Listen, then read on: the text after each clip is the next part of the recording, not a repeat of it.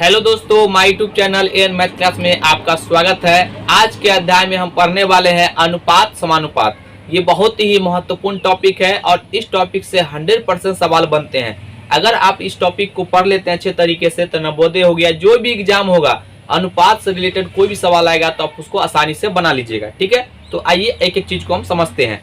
सबसे पहले यहाँ पर आप हेडिंग डाल लीजिए अनुपात। अनुपात इसको हम इंग्लिश में कहते हैं रेशियो।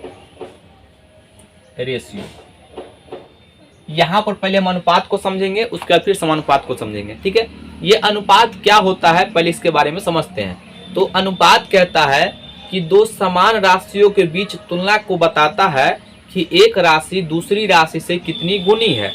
यहां पर देखिए, इसका कोई यूनिट नहीं होता है। ये अनुपात हमेशा जो है इसका मात्रक विहीन होता है और अनुपात समान मात्रकों के बीच होता है ताकि मात्रक कट जाए। जैसे देखिए यहाँ पर आप जो है यहाँ पर हम 5 kg कह दे और यहाँ पर कह दे हम ये 2 मीटर, तो ये जो इसके बीच अनुपात नहीं होगा। ये हमेशा मात्रक समान होना चाहिए। अगर मात्रक समान नहीं होगा तो अनुपात जो है नहीं लागू होगा। ठीक है ना। तो अगर यहाँ पर हम कह दे कि ये 2 मीटर है, ये 2 मीटर है और ये 100 सेंटीमीटर है, तो ये नहीं होगा। लेकिन जब तक या तो इसको मीटर बदलना पड़ेगा या इसको सेंटीमीटर बदलना पड़ेगा। ठीक है ना। तो यहाँ पर इसको सेंटीमीटर बदलेंगे तो ये 200 हो जाएगा। 1 मीटर बराबर 100 सेंटीमीटर, तो 200 सेंटीमीटर और ये अनुपात ये 100 सेंटीमीटर। अब हम अनुपात ले सकते हैं और अनुपात में जो कॉमन होता है वो हट जाता है। ये कॉमन पार्ट हट जाता है, ये 2:1 हो गया। ठीक है, इसी को हम कहते हैं अनुपात। और अनुपात में जो कॉमन हट जाता है, कॉमन पार्ट जो बचता है, उसी को हम बोलते हैं सरल अनुपात। ठीक है, या सिंपल रेशियो। जैसे देखिए यहाँ पर ये 5 अनुपात, यहाँ पर 5 अनुपात ये 15 है, तो यहाँ पर ये अनुपात है लेकिन ये सरल अनुपात नहीं है। सरल अनुपात का मतलब होता है इसके जो बीच उभयनिष्ठ है, जो कॉमन फैक्टर उसको हट जाना चाहिए। ठीक है, तो ये हट जाता है, तो यहाँ पर इसको हम लिखेंगे 1 अनुपात, ये 1 अनुपात 5/15। ठीक है ना। इसी को हम अनुपात कहते हैं, इसी को अनुपात। ये दो जो सिंबल देख रहे हैं इसको अनुपात कहते हैं। इंग्लिश में पढ़ते हैं इज-टू। ठीक है, अनुपात ये 2 रहेगा तो इसको हम अनुपात पढ़ते हैं। ये बात क्लियर है। यहाँ पर जो है अगर अनुपात जैसे देखिए ए अनुपात बी है। ठीक है, तो इसको बोलते हैं हम प्रथम पद,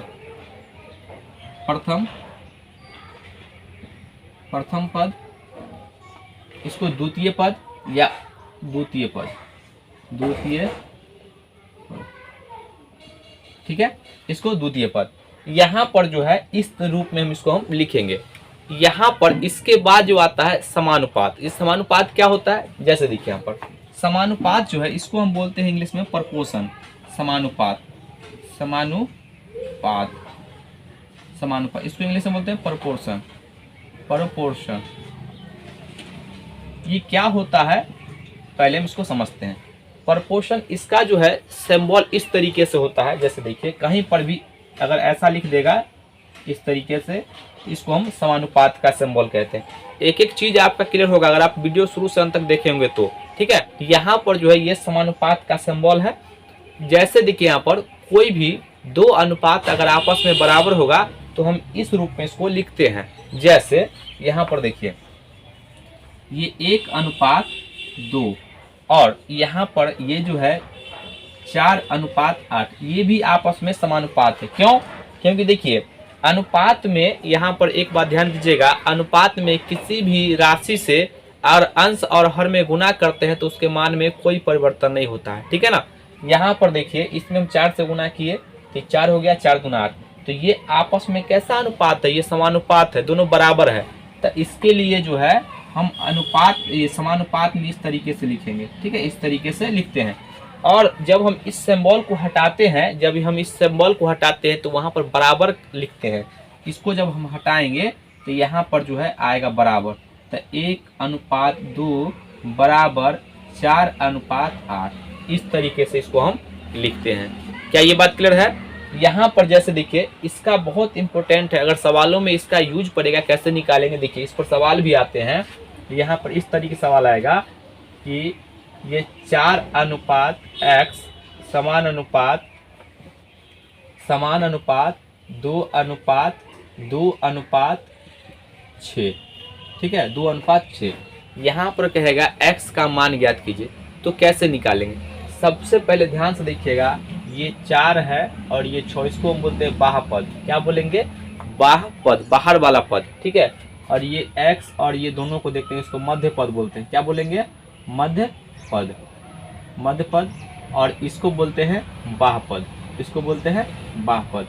यहाँ पर जो है सबसे पहला बेसिक कॉन्सेप्ट आता है कि बाह्य पद का गुणनफल, यहाँ पर बाह्य पद का गुणनफल, इसको याद रखिएगा, गुणनफल बराबर मध्य पद का गुणनफल, बराबर मध्य पद का गुणनफल। ये बात, इसको जो है आप रट्टा मार के याद रखिएगा, ठीक है, इसको याद रखना है। यहाँ पर इसी से सवाल बनता है, कहिए कैसे सर? तो बताइए, ये दोनों का बाह्य पद का गुणनफल हो गया, जो यहाँ पर देखिए ये 4 और इंटू 6 बराबर मध्य पद x गुना 2। अब यहाँ पर बराबर है तो 2 से कट जाएगा, 2 तिहाई 6, ठीक है। तो x का मान कितना आ गया? 4 तिहाई 12। तो x का जो वैल्यू आ गया यहाँ पर कितना आ गया? 12, ठीक है। अगर x के जब 12 रखेंगे तो ये आपस में कैसा मान हो जाएगा? ये समानुपात हो जाएगा। यहाँ पर जो है अगर आप बेसिक से करना चाहते हैं तो बेसिक से भी कर सकते हैं। देखिए 4:x समानुपात 2:6, इसको हम अनुपात जो है एक प्रकार का बट्टा होता है, ये बात ध्यान दीजिएगा। तो इसको इधर वाले को बट्टा में लिखते हैं, 4/x बराबर 2/6। अब यहाँ पर इसको काट लीजिए 2 से, ऊपर से ऊपर कटेता है तो 2 दूना 4। अब क्रॉस गुना कर देंगे x को 1 से तो x हो जाएगा, और यहाँ पर 6 को 2 से गुना करेंगे कितना हो जाएगा? 12। तो यहाँ पर x का मान कितना आ गया? 12। देखिए यहाँ पर भी 12 आ गया था, यहाँ पर भी 12 आ गया था। तो एक ही सवाल को, बशर्ते आपका कॉन्सेप्ट क्लियर होना चाहिए। अगर कॉन्सेप्ट क्लियर है तो सवाल को आप कैसे भी बना सकते हैं। क्या ये बात क्लियर है? यहाँ पर 2-3 कॉन्सेप्ट और है, इसको पहले हम मिटाते हैं फिर आगे समझाते हैं। अनुपात में यहाँ पर आपको 2 शब्द यूज होता है, एक होता है सीधा समानुपात और एक होता है व्युत्क्रमानुपात। ये क्या होता है? नाम से ही आपको स्पष्ट हो रहा है, इस पे सवाल बनते हैं। सीधा समानुपात का मतलब होता है जब 2 अनुपात में एक का मान बढ़ता है तो दूसरा का भी मान बढ़ेगा, और अगर दूसरा का मान घटेगा तो पहला का भी मान घटेगा। ऐसे अनुपात को हम बोलते हैं सीधा समानुपात। जैसे यहाँ पर देखिए, इस पर सवाल इस प्रकार से बनता है जिससे कि सवाल से आपको ज़्यादा क्लियर होगा। यहाँ पर कहेगा एक छड़ की लंबाई जो है, एक छड़ जो है उसकी लंबाई, छड़ की जो है लंबाई, यहाँ पर लंबाई 5 मीटर है, और इसका भार जो है, इसका भार यहाँ पर हम इधर लिखते हैं भार जो है यह 15 kg। तो बताइए यहाँ पर ये छड़ की जो लंबाई है, यहाँ पर छड़ की लंबाई अगर 3 मीटर होगा तो इसका भार कितना होगा? तो इस ऐसे अनुपात को हम बोलते हैं सीधा समानुपात।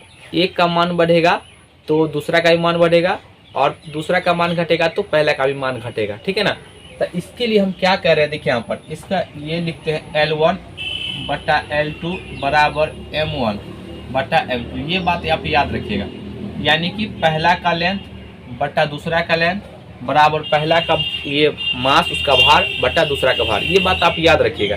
यहाँ पर बस सीधा मान आपको सवाल में भी ऐसा इस पर यूज होता है, ठीक है ना। कहेगा एक पेड़ की छाया जो है ना, एक पेड़ की छाया 10 मीटर बनता है, यानी 10 मीटर पेड़ की छाया जो है 15 मीटर बनता है। तो बताइए 25 मीटर पेड़ की छाया कितना बनेगा? तो ये क्या आपको याद आना चाहिए कि अनुपात का सवाल है, ठीक है ना। इस पर सीधा समानुपात लगेगा। तो बताइए पहला का यहाँ पर भार कितना है? 5 मीटर, दूसरा का भार कितना है? 3 मीटर, और यहाँ पर पहला का भार 15 kg, ठीक है। दूसरा कितना नहीं पता है, तो ये देखिए मीटर से मीटर कट गया, और 5 तिहाई 15। अब इससे क्रॉस गुना कर देंगे तो x का मान कितना गया? 3 तिहाई 9 kg। तो यानी कि 3 मीटर, ये 3 मीटर छड़ का भार कितना हो गया? 9 kg। क्या ये बात क्लियर है? अब हम समझते हैं व्युत्क्रमानुपात ये क्या होता है। तो यहाँ पर इसका जो पहले डिफिनेशन है कि 2 अनुपात में एक का मान बढ़ेगा तो उसी अनुपात में दूसरा का मान घटेगा, अगर दूसरा का मान घटेगा तो पहला का उसी अनुपात में बढ़ेगा। ऐसे अनुपात को हम बोलते हैं व्युत्क्रमानुपात, ठीक है। यहाँ पर जैसे देखिए, किसी काम करने के लिए अगर 10 गो आदमी है और उस काम को 5 दिन में करता है, तो बताइए हमको 1 दिन में करवाना है तो कितना आदमी लगेगा? तो 50 आदमी लगेगा। तो यहाँ पर क्या हो गया, ये एक बढ़ रहा है तो दूसरा उसी अनुपात में घट रहा है, ठीक है ना। देखिए इसके लिए फार्मूला आप याद रखिएगा, शायद आपको याद भी होगा, M1 D1 बराबर M2 D2, ये मल्टीप्लाई। यहाँ पर पहला जो है, ये 20 आदमी जो है किसी काम को 20 आदमी किसी काम को 12 दिन में करता है। तो बताइए यहाँ पर ये 16 आदमी कितना दिन में करेगा, कितना दिन में करेगा, पता नहीं है, तो इसको हमको निकालना पड़ेगा। तो देखिए यहाँ पर आदमी की संख्या क्या हो गया, कम हो गया, तो दिन जो है बढ़ जाएगा।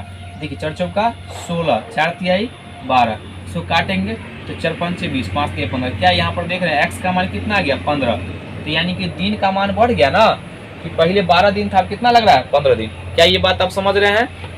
तो यहाँ पर जो है ऐसे संबंध को हम व्युत्क्रमानुपाती संबंध कहते हैं, ठीक है ना। इसके बाद यहाँ पर जो है तीसरा कॉन्सेप्ट आता है मिश्र अनुपात। ये क्या है देख लीजिए, आपको क्लास 6 में कितना तो नहीं जानना है, लेकिन आप ये बात जान लीजिए, मिश्र अनुपात। यहाँ पर अगर 2 या 2 से अधिक अनुपात दिया रहता है तो प्रत्येक के पहले पद और दूसरे, यानी कि प्रत्येक के दूसरे पद का गुणनफल को ये बोलते हैं मिश्र अनुपात।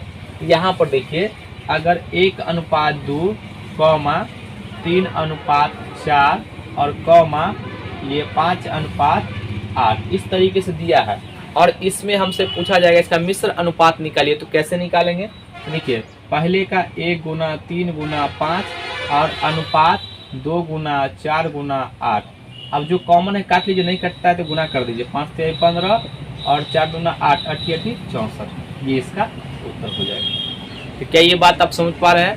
क्लास 6 में आपको इतना ही पढ़ना है। आप ये मत सोचिए इसमें मध्य अनुपात क्या होता है, तृतीय अनुपात क्या होता है। अगर आप लिखना चाहते हैं, फॉर्मूला याद करना चाहते हैं, तो हम लिख देते हैं। मध्य अनुपात के लिए यहाँ पर √AB अगर 2 नंबर दिया रहता है, उसका मध्य अनुपात कहेगा तो दोनों गुणनफल करके रूट ले लीजिए।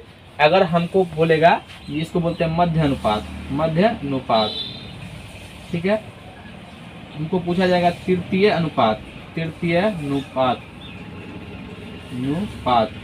तो यहाँ पर देखिए इसको हम लिखते हैं B²/A। अगर यहाँ पर कहेगा चतुर्थ अनुपात, तो इसके लिए यहाँ पर ध्यान से देखिएगा, A अनुपात B अनुपात, यहाँ पर समानुपात, यहाँ पर C अनुपात X। तो यहाँ पर क्या हो जाएगा, ये X का मान जो है B गुना C/A। अगर आप इसको याद रखना चाहते हैं तो रख सकते हैं इसमें, लेकिन क्लास 6 में इस पर सवाल नहीं आएगा। आपको जो पहले समझा दिए वही कॉन्सेप्ट पर सवाल आएगा।